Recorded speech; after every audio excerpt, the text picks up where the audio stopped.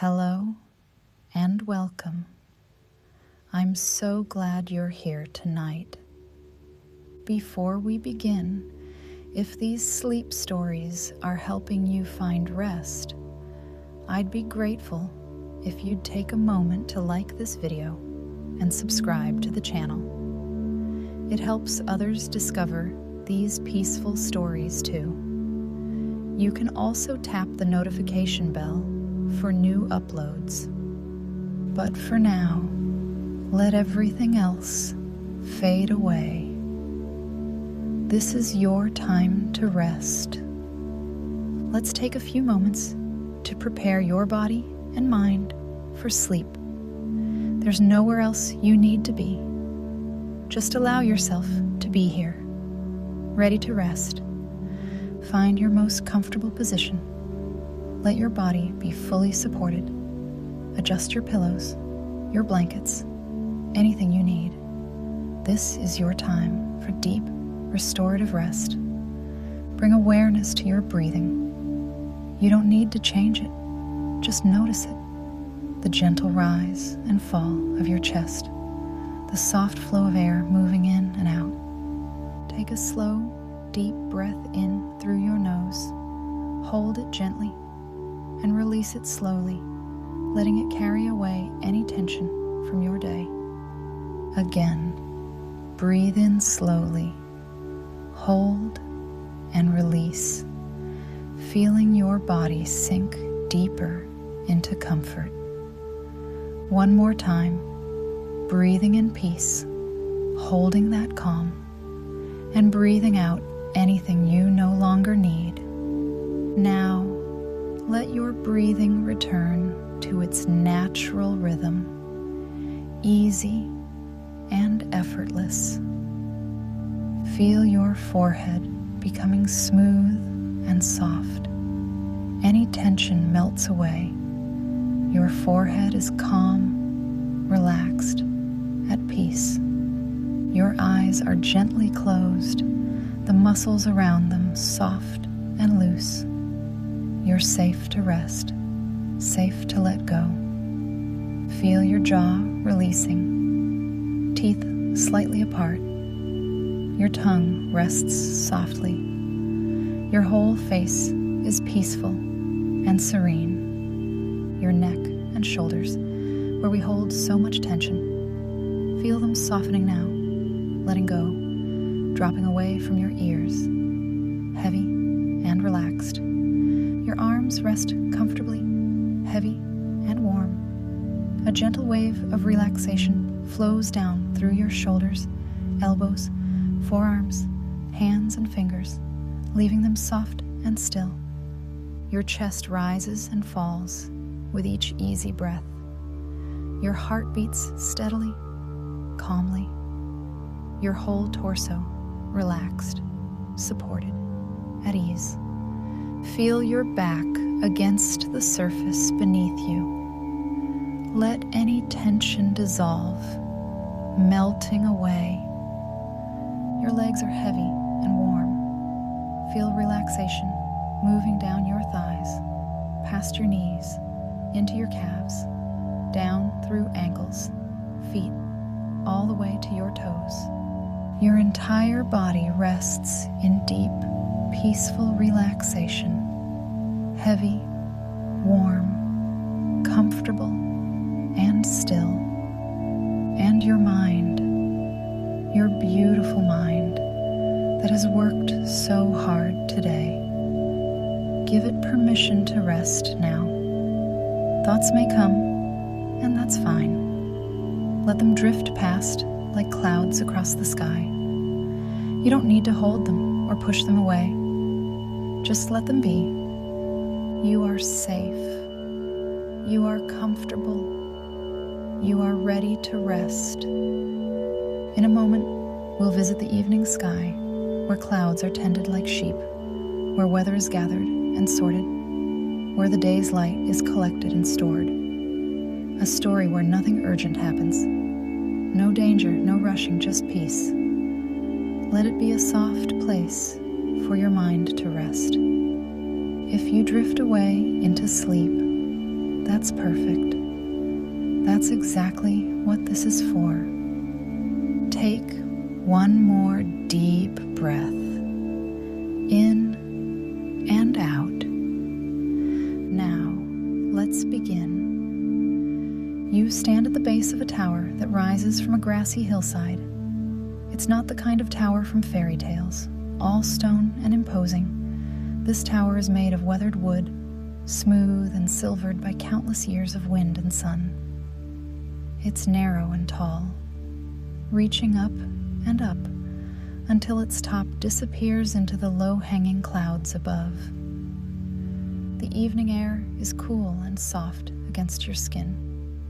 The sun is just beginning to set, painting the western sky in shades of peach and gold and the palest pink.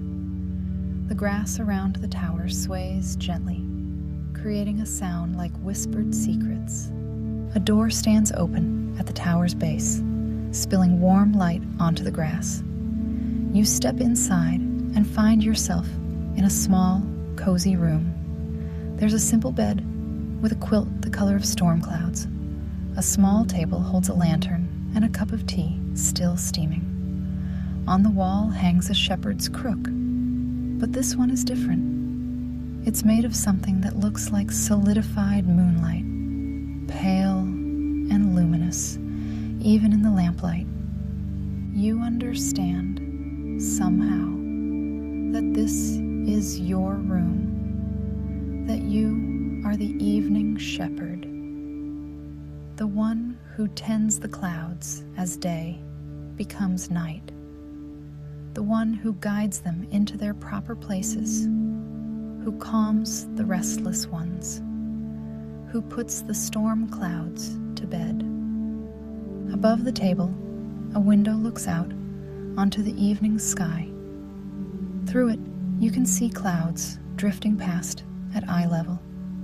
They're close enough to touch, close enough to see their intricate textures, the way they billow and fold and reshape themselves moment by moment. You pick up the shepherd's crook. It's lighter than you expected, warm in your hand, humming very gently with some kind of energy. You take a sip of the tea. It tastes like honey and rain and distant thunder, all the flavors of the sky distilled into one cup. You're ready to begin your evening rounds. At the back of the room, a spiral staircase winds upward into the clouds. You place your foot on the first step, and it's solid beneath you, despite appearing to be made of mist. You begin to climb. The ascent. The stairs wind up and up, gently, never steep, never difficult. As you climb, the walls of the tower fade away until you're simply walking through open air, surrounded by soft evening light. You're not afraid. You know these stairs, have climbed them countless times, though you can't quite remember when. The air grows cooler as you climb, fresher, cleaner. It smells like rain that hasn't fallen yet, like wind that's traveled a long way, like the space between lightning and thunder. You breathe it deeply, feeling it fill your lungs, clear and sweet. Below you, the hillside grows smaller. You can see the patchwork of fields in the valley, small houses with smoke rising from chimneys, a river winding like a silver ribbon through the land. The world looks peaceful from up here, orderly, beautiful in its simple patterns. Above you, the clouds are gathering, not storm clouds, but the soft evening clouds that come out to play as the sun goes down. They're every shade of white and cream and the palest gray. Some are tinged with pink from the setting sun. Others are edged with gold. You reach the top of the stairs and step out onto a platform that seems to be made of compressed cloud. It's solid beneath your feet, but soft, yielding slightly with each step, like walking on the most perfect mattress. The surface glows very faintly with its own light. This is the High Meadow, the place where clouds gather and rest between their journeys across the sky. And all around you, clouds drift and float like enormous, gentle sheep. The closest cloud is small and round, perfectly white, like a cotton ball. It drifts aimlessly, bumping into other clouds, spinning slowly. You recognize this one. It's young, new, still learning how to move through the sky. It needs guidance. You reach out with your shepherd's crook and gently hook the little cloud. It doesn't resist, just settles against the crook with what feels like a sigh of relief. You can feel its texture through the crook, soft and cool and slightly damp, like touching mist. You guide the little cloud over to a group of other small clouds that are drifting together in a lazy cluster. These are the evening's new clouds, the ones that formed as the day cooled. They float together contentedly, like a flock of cloud sheep staying close for comfort. The little cloud joins them happily, settling into the group. You watch as they all drift together, moving in a gentle spiral, their edges occasionally merging and separating again. They make no sound, but you sense their contentment, their peace. They're exactly where they need to be. You move on, walking across the High Meadow, your feet leaving no footprints in the cloud ground. The shepherd's crook glows a little brighter now, pleased with your first task completed. Ahead, you see a larger cloud, this one longer and flatter, stretched out across the sky like a blanket. It's a different kind of cloud, an older one. Stratus, you think, though you're not sure how you know that word. These clouds form in layers, in sheets, covering the sky like a soft gray quilt. This cloud is drifting too low, almost touching the tops of the hills below. It needs to be raised, lifted back up to its proper height. You walk beneath it and reach up with your crook, gently lifting the cloud's edge. It rises obediently, floating upward until it's at the right level, high enough to let the evening breeze carry it along.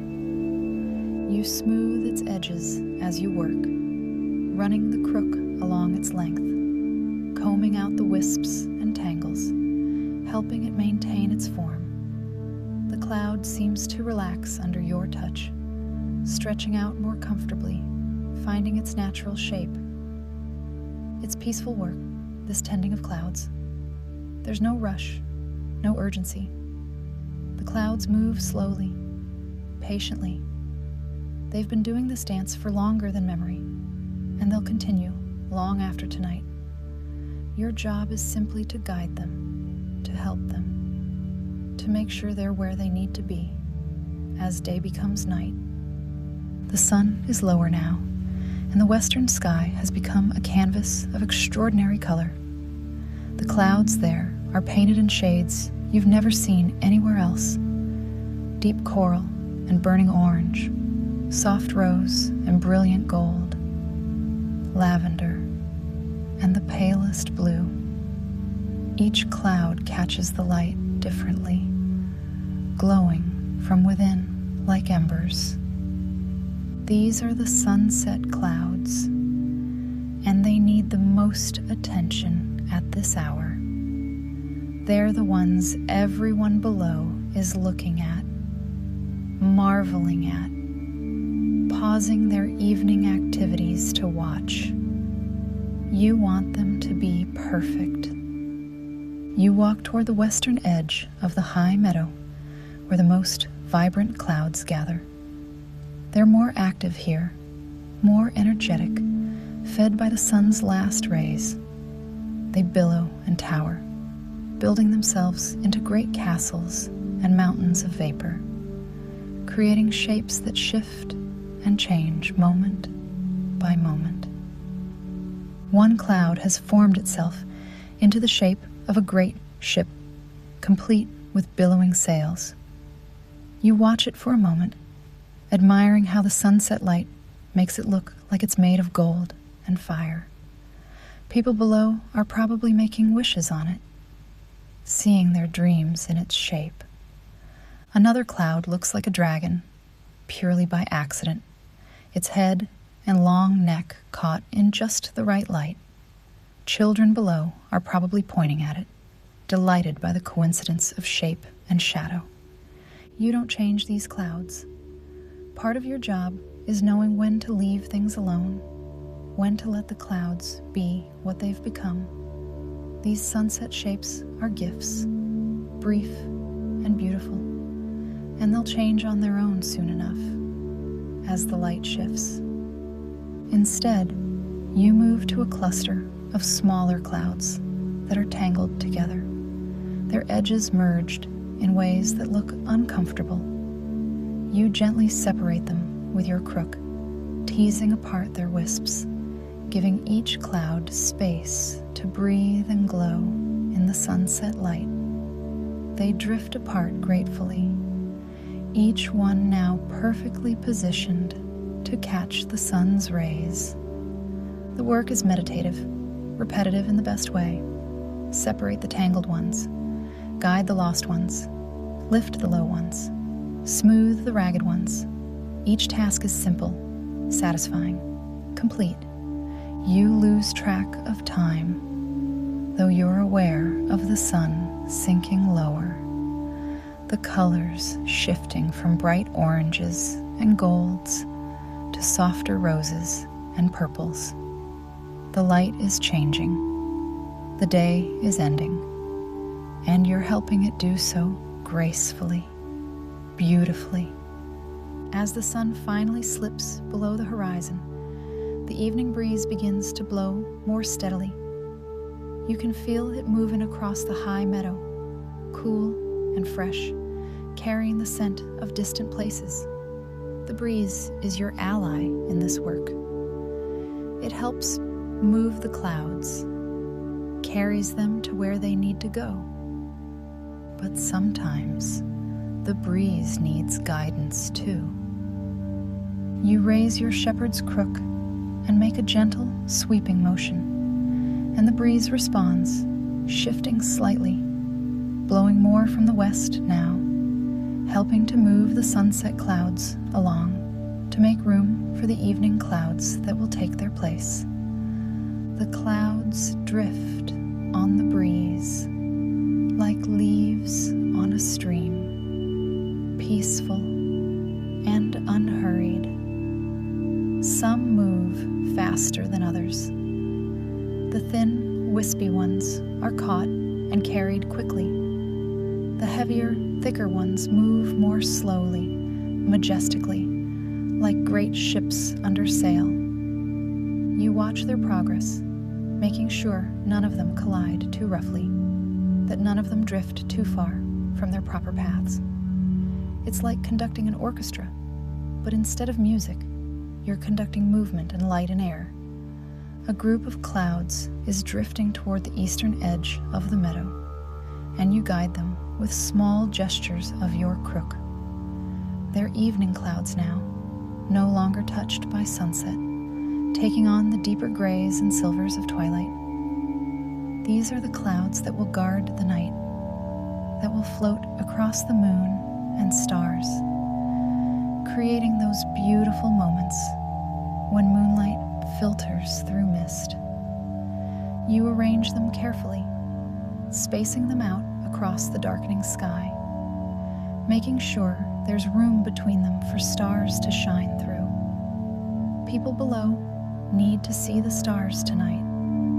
They need that reminder of the vastness above them, the beauty that's always there, even when clouds sometimes hide it. In the northern part of the meadow, you see a different kind of cloud. These are darker, denser, heavier, storm clouds. They're gathered together in a tight group, restless and rolling, full of energy they need to release. But not tonight. tonight they need to rest. You approach them carefully, respectfully. Storm clouds are powerful, and even though they're not dangerous to you, you treat them with the honor they deserve. They contain rain and wind and lightning. They bring both destruction and renewal. They're necessary, important, but tonight they need to sleep. The largest storm cloud is the color of deep charcoal, with darker patches that swirl and churn within its depths. You can feel the electricity humming inside it, not dangerous, but present, like a sleeping giant's heartbeat. This cloud has been building for days, gathering moisture from lakes and oceans, pulling energy from the warm earth below. You begin the process of calming them, moving slowly, speaking softly, though you're not sure if you're speaking aloud or just thinking the words. Either way, the clouds respond. You use your crook to gently press down on their tops, keeping them low, preventing them from building into towering thunderheads. You start with the edges, the smaller storm clouds that orbit the main cluster. These are easier to calm, less energetic. You stroke them with your crook, long, slow movements that follow the curve of their shapes. They respond by softening, their gray surfaces becoming less turbulent, their internal churning slowing to a gentle roll. One storm cloud in particular seems agitated, sparking occasionally with small flashes of static electricity. You approach it with extra care, humming a low, wordless tune that seems to come from somewhere deep within you. The tune is the sound of rain on leaves, of wind through grass, of distant thunder fading away. The storm cloud listens, responding to the melody, and its sparking gradually subsides. You smooth its surfaces, stroking them with the crook, easing out the turbulence. You can feel the energy in them, the electricity waiting to be released, but you help them hold it, save it for another day when it will be needed. The clouds are warm to your touch through the crook, heated by all the energy they contain. But as you work with them, they begin to cool, releasing their excess warmth into the evening air. You think about what these clouds will become. Perhaps tomorrow they'll drift over farmland that desperately needs rain, releasing their water in gentle showers that soak into thirsty soil. Perhaps they'll bring an afternoon thunderstorm that clears the air and leaves everything fresh and clean. Perhaps they'll simply disperse, their water vapor returning to the atmosphere to form gentler clouds another day. The storm clouds gradually settle, their dark gray surfaces becoming smoother, their rolling motion slowing. They're like restless children finally giving in to sleep, still powerful, but peaceful now, dreaming of the rain they'll bring tomorrow, or the next day, or the day after that. You guide them to the northern edge of the meadow, where they can rest together, away from the gentle evening clouds. Here, they'll stay through the night, waiting for the day shepherd to wake them and guide them on their way. You arrange them in a comfortable cluster, making sure the most energetic ones are in the center, where they can support each other, while the calmer ones form a protective ring around the outside. As you work, you notice flashes of memory within the clouds, images of the places they've traveled, the water they've carried. This one came from the ocean. You can sense the salt still lingering in its vapor. That one formed over mountains, carrying the cold, clean taste of alpine air. Another absorbed water from a river, bringing with it the warm, muddy richness of flowing water. Each storm cloud is a collection of journeys, a gathering of stories told in water and air. They've traveled hundreds or thousands of miles to be here, pulled along by winds and pressure systems, growing and changing as they moved. Now they rest, content to be still for a while, before continuing their endless journey across the sky. As you finish settling the last of the storm clouds, you feel a deep satisfaction. This is important work, this tending of storms, making sure they come at the right time, that they don't form when they're not needed, that they have time to gather their strength before releasing it. The world below needs these storms, needs the rain and the wind and even the lightning, but it needs them at the right times, in the right places. That's what you help ensure. With the storm clouds settled, you turn your attention to the highest clouds, the ones floating in the upper reaches of the evening sky. These are the thin, delicate clouds made of ice crystals rather than water droplets. Cirrus clouds, you think? Clouds that paint the high sky with feathery wisps. These clouds are special. They're the ones that catch the last light long after the sun has set, glowing pink and orange when everything below is already dark. They're the ones that form halos around the moon. They're the star watchers, the boundary between atmosphere and space. You can't reach them with your crook. They're too high. But you can call to them, and they respond to your voice.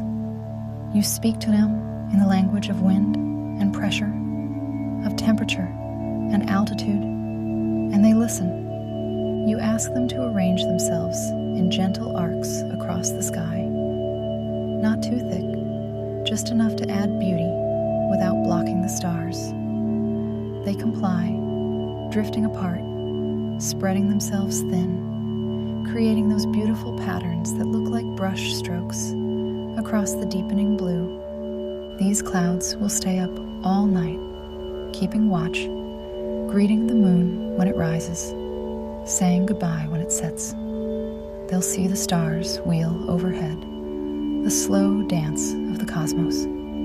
They'll be the first to catch the light of dawn. You thank them for their vigil, and though clouds don't speak, you sense their acknowledgement, their contentment with their role. The moon is rising now in the east, full and bright, casting silver light across the high meadow.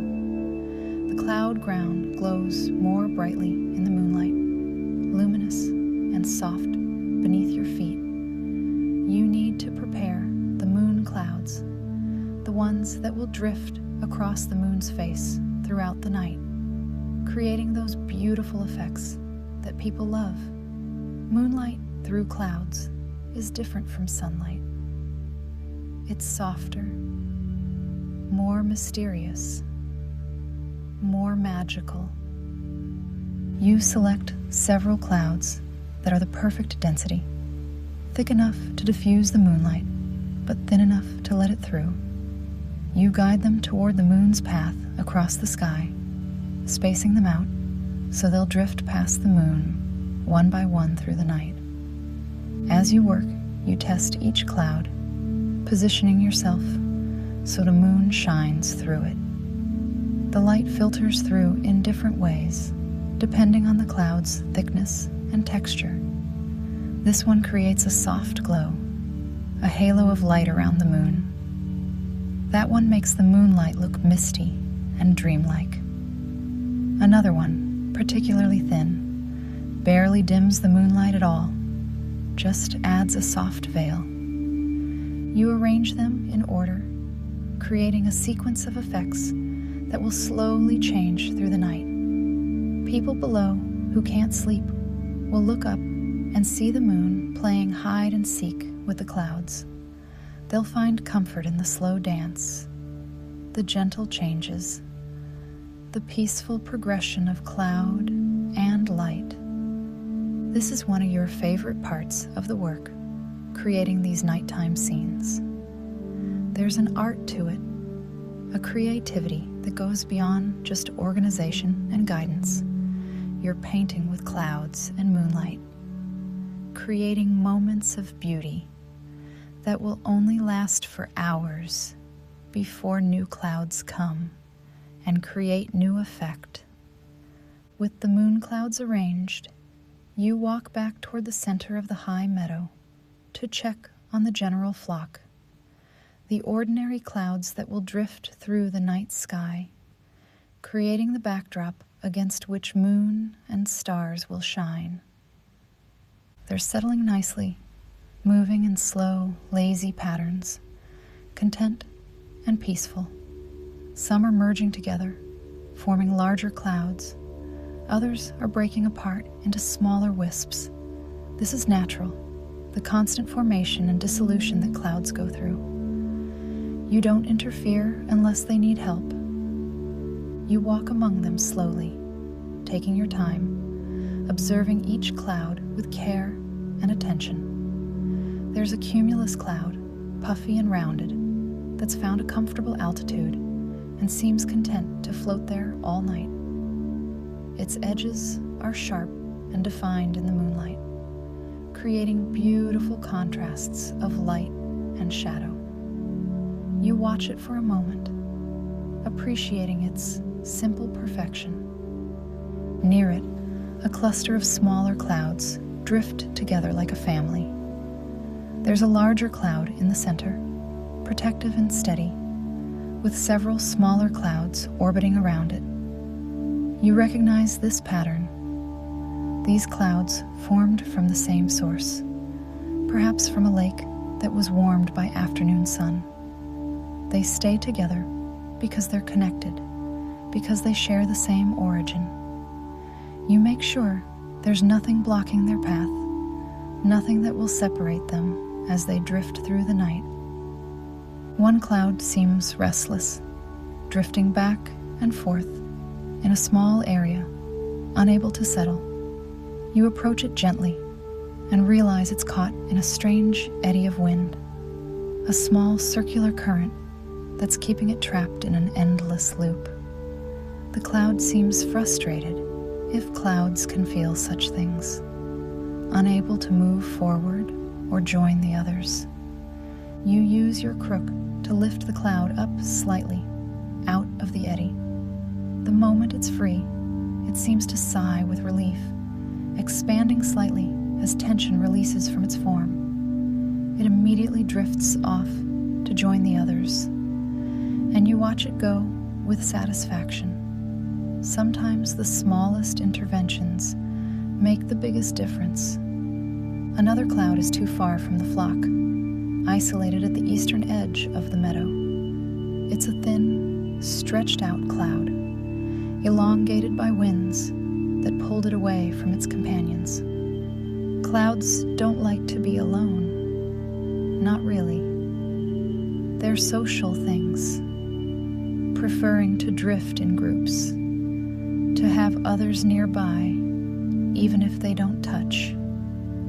You guide this one back toward the flock, using your crook to gently pull it along. It takes time because it's so spread out, so you gather it as you go, helping it condense back into a more compact form. By the time you reach the main group of clouds, it's regained its shape, becoming rounder, fuller, more comfortable in its own form. You settle it near the edge of the flock, where it can still maintain some independence, but also feel the presence of others nearby. It seems grateful if clouds can be grateful, settling into a gentle drift that matches the pace of the clouds around it. You spend a long time walking among the clouds, checking each one, making small adjustments, offering silent comfort. Some clouds need only a gentle touch, a brief acknowledgement that they're seen and cared for. Others need more attention, more guidance, more help finding their place in the night sky. There's a wispy cloud that's too thin, dispersing too quickly. You help it gather itself, pulling its scattered particles back together with gentle sweeps of your crook.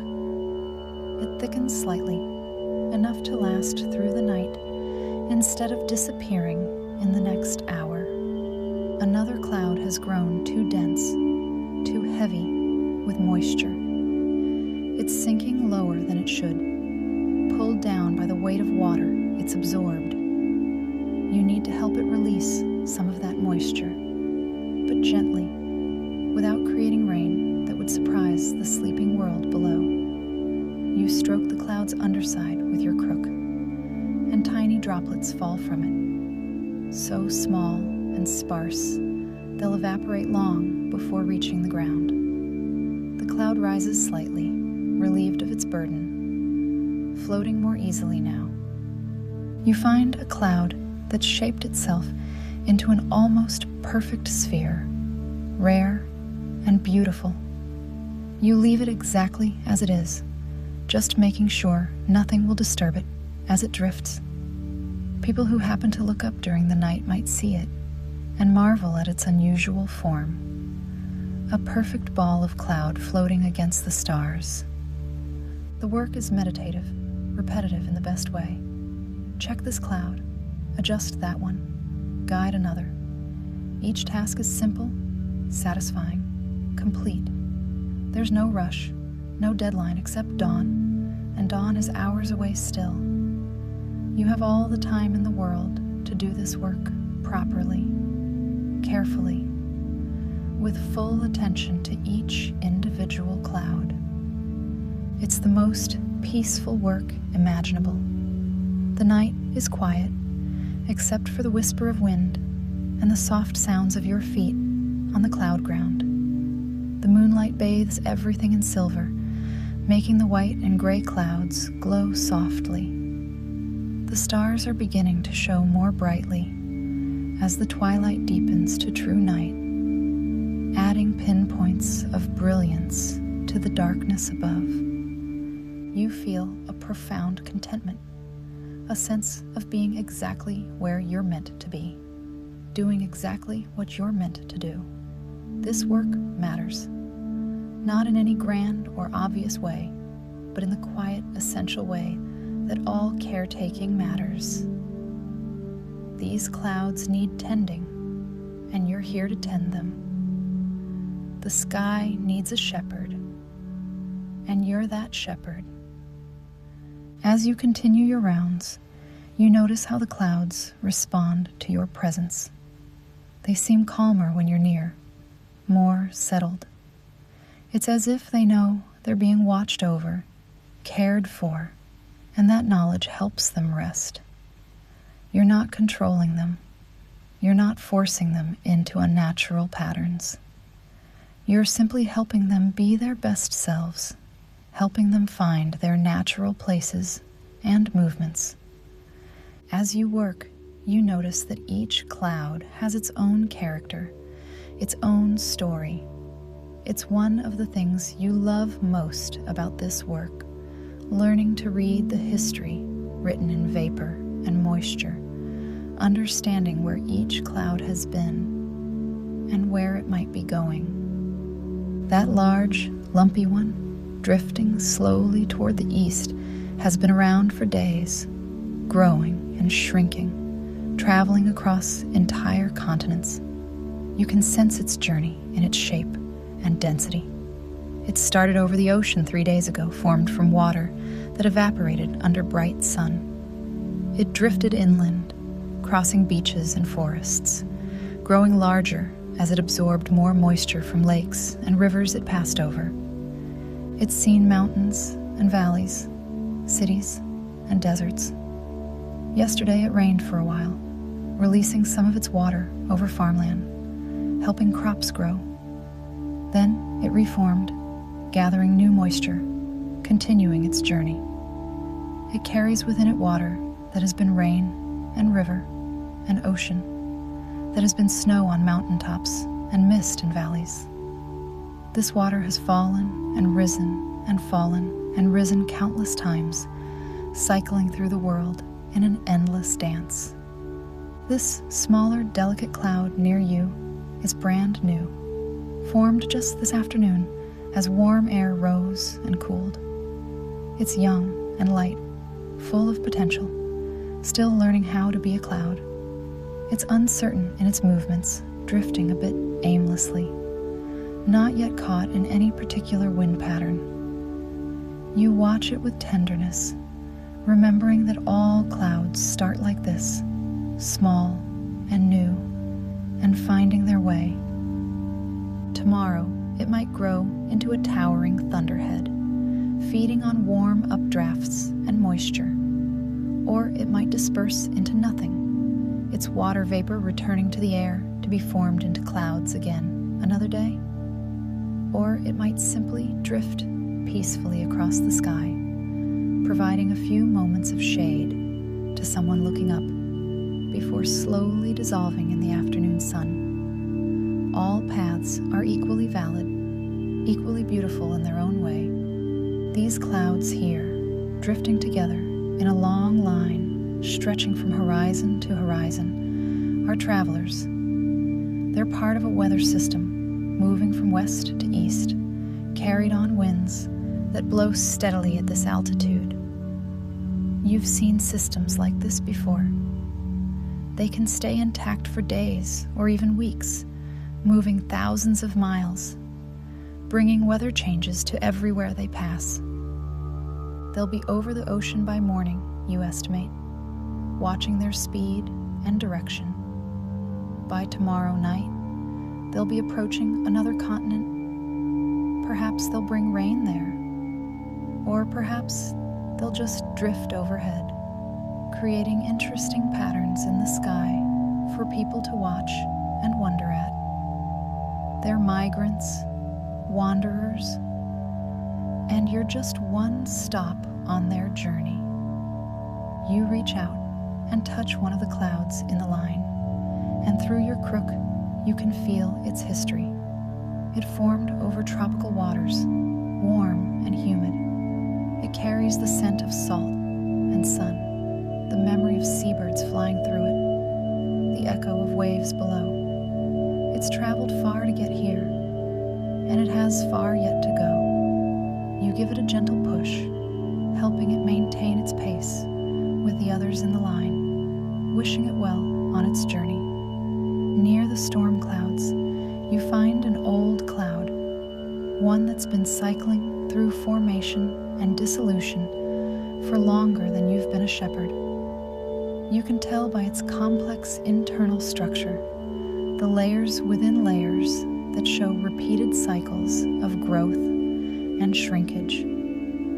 This cloud is a survivor, a veteran of countless journeys across countless skies. It moves slowly, majestically, as if it knows its own worth, its own history.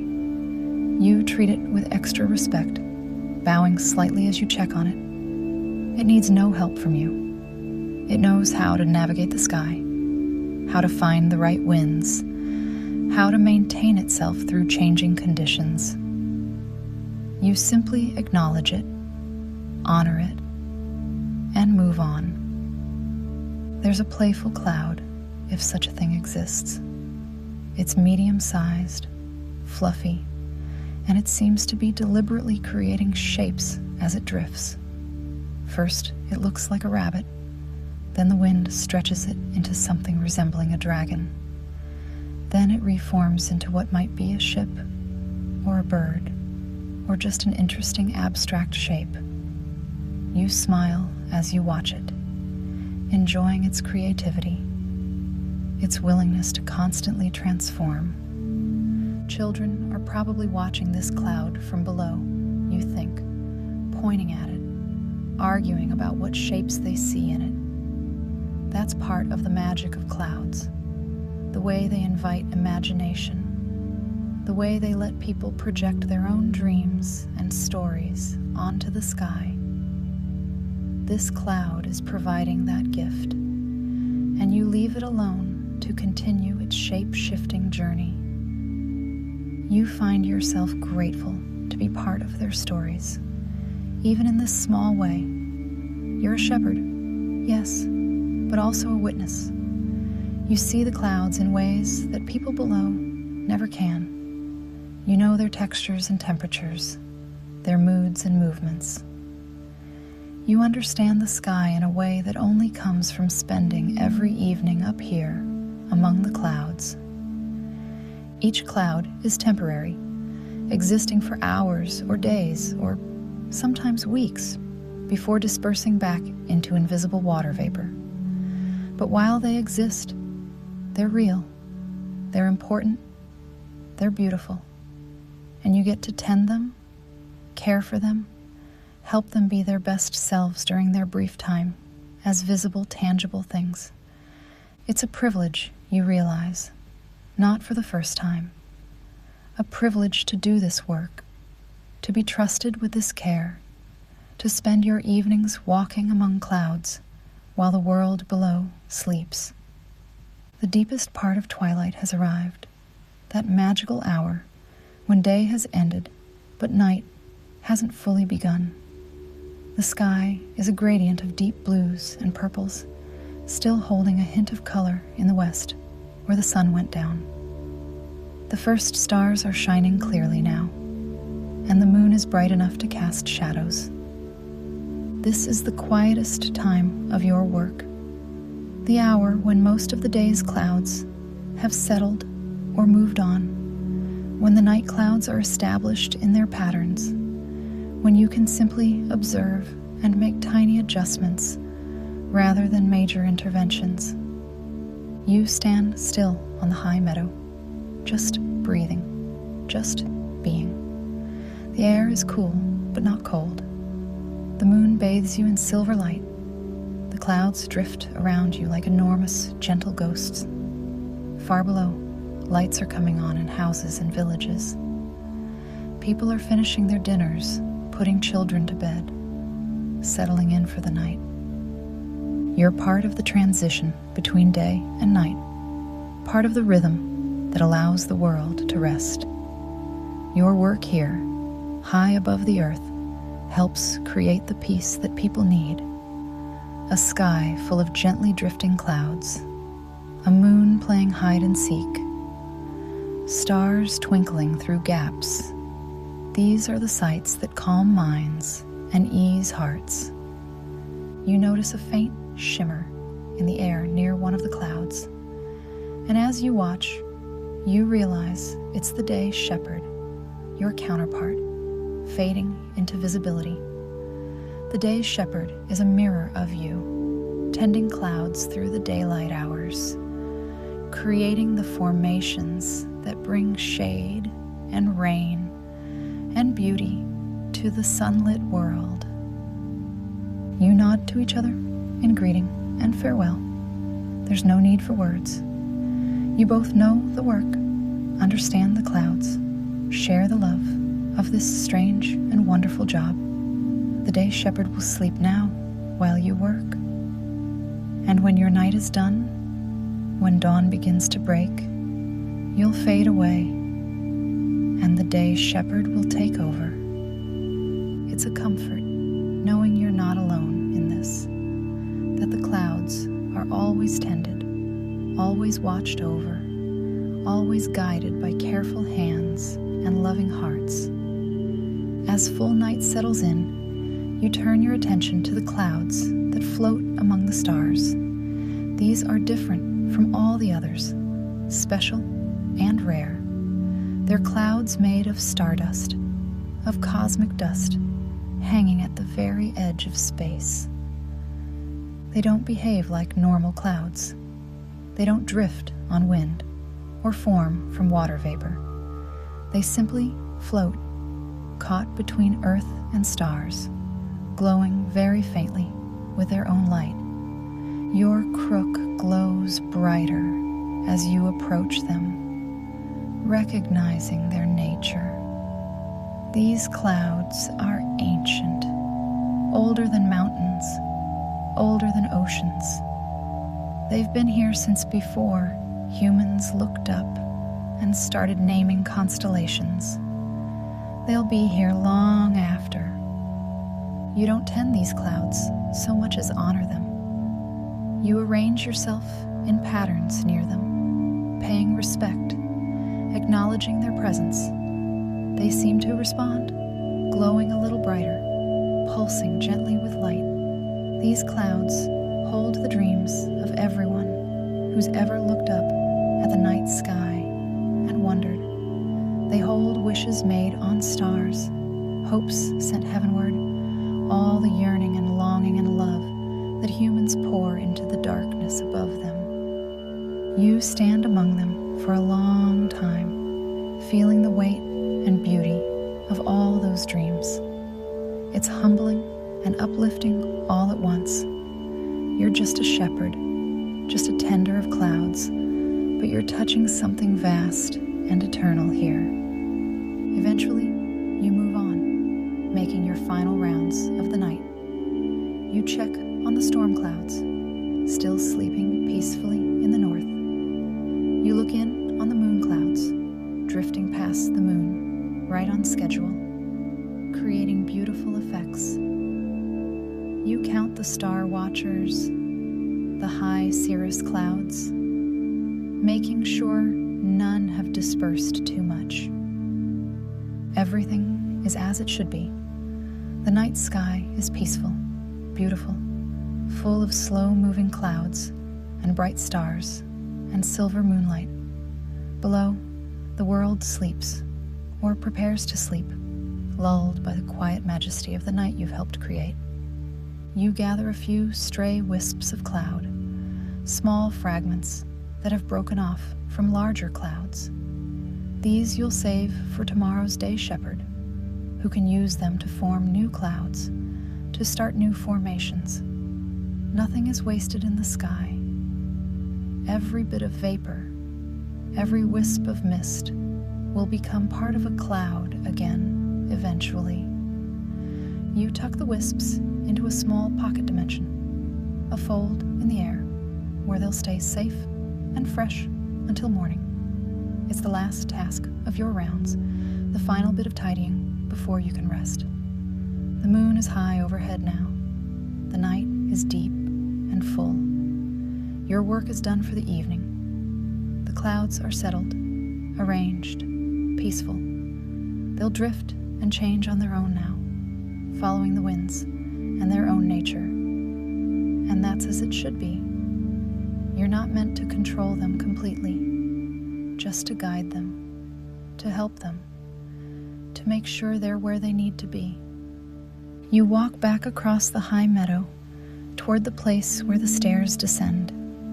Your feet are light, your body is tired in the best way, the satisfying tiredness that comes from good work well done.